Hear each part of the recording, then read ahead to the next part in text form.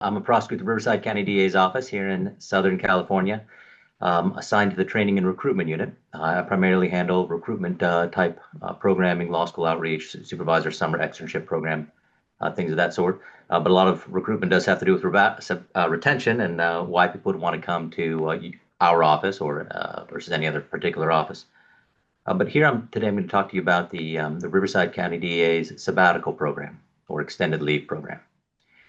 For those of you who don't know much about Riverside County, you are not alone. I joke sometimes. Riverside County is the forgotten behemoth county in the country. We are uh, we're led by third-term District Attorney Mike Hestron. He's been our elected since 2015, and we are currently the 10th most populous county in the country. Interestingly, Brooklyn is the ninth, and Clark, Nell, and her team they represent the 11th most. So Brooklyn and Las Vegas are kind of we're about the same size as both of those two counties. And we have approximately 270 prosecutors, but we should be up to 300 in the next couple of years. We're one of those counties that's kind of exploding in growth, not unlike Maricopa or Clark County. The recruitment has stayed relatively similar. Up until 2019, 2020, we had very minimal attrition. We had a lot of attorneys stayed here long term.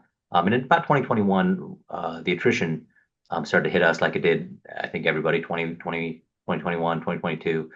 Recruitment has improved, but it never really dipped too bad for us. I think there's probably a variety of factors for that, but it has improved. We are in a pretty good place right now. Okay, so the sabbatical program, what it is.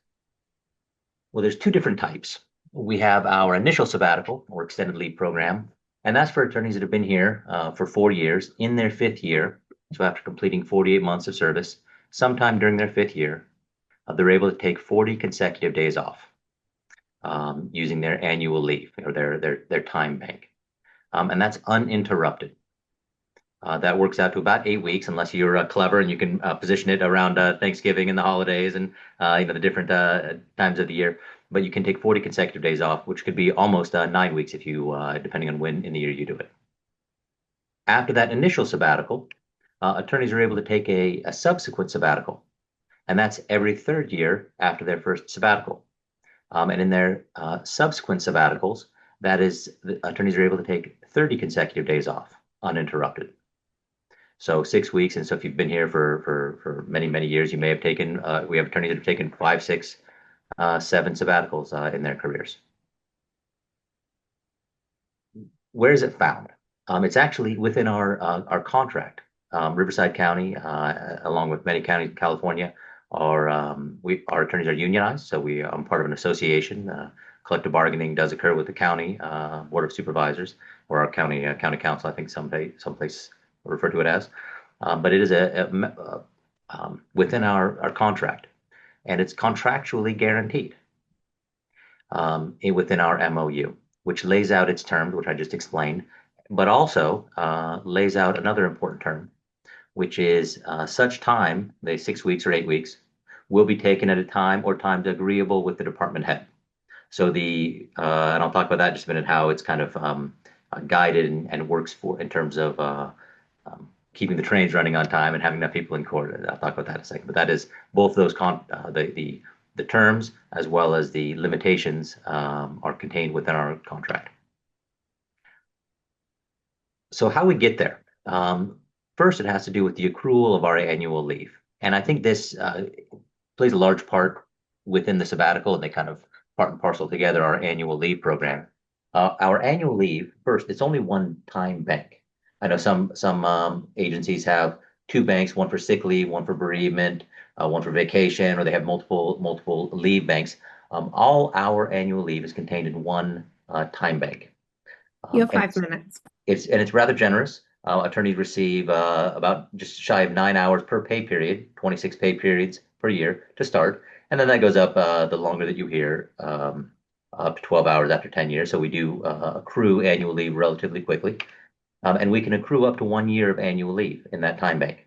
A lot of people save that up in case they have a major injury or a surgery, something like that. But we do accrue quite a bit of time leave or annual leave.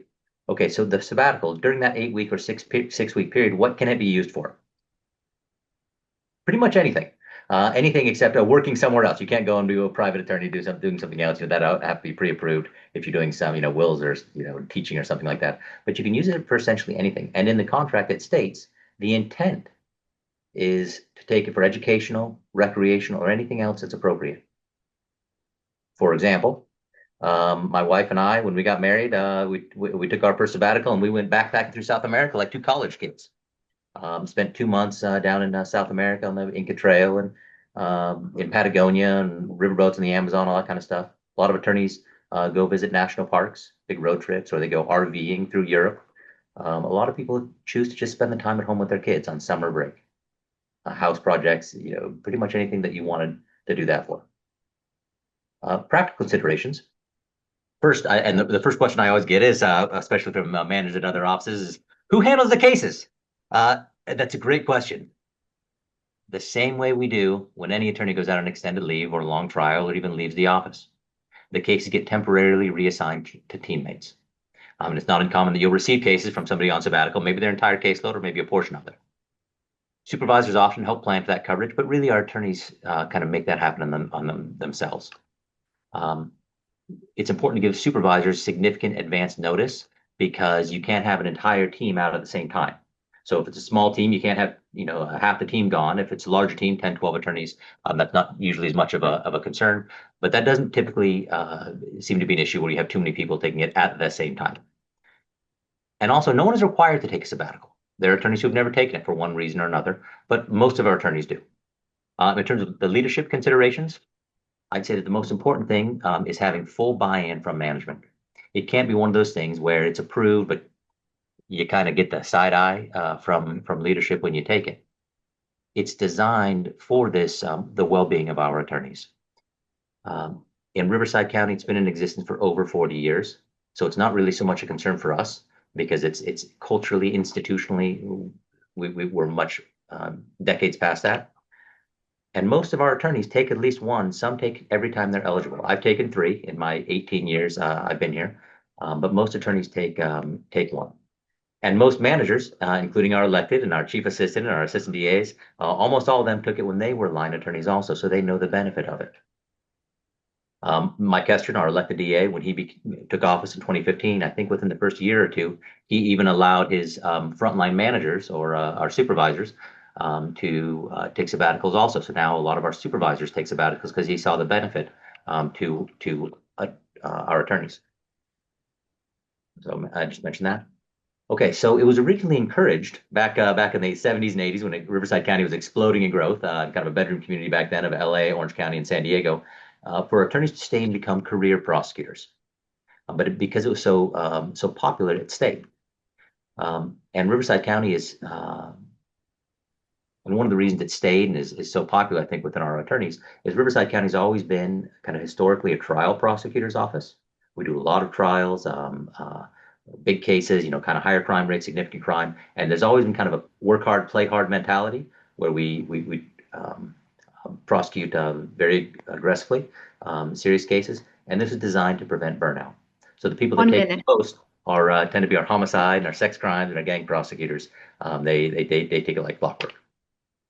And our attorneys are always looking forward to it. And you come back refreshed after taking a 6 or 8 week paid vacation.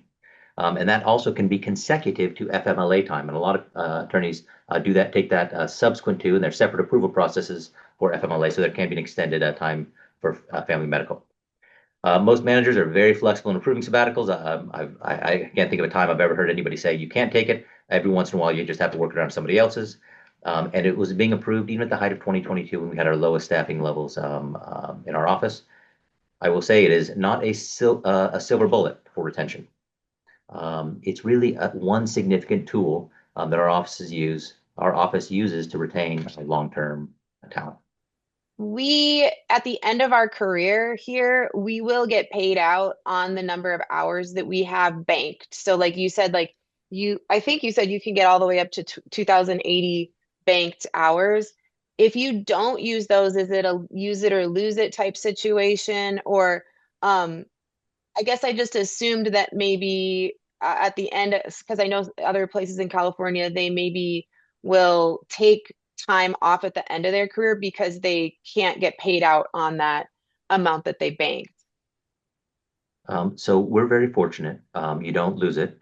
There is a payout, but it's not like a cash payout. It's typically there's sort of two options. One would be into like a medical spending account, like a flex spending account. I'm not exactly sure the name, a health savings account, where it can be used for health expenses after you separate from the county.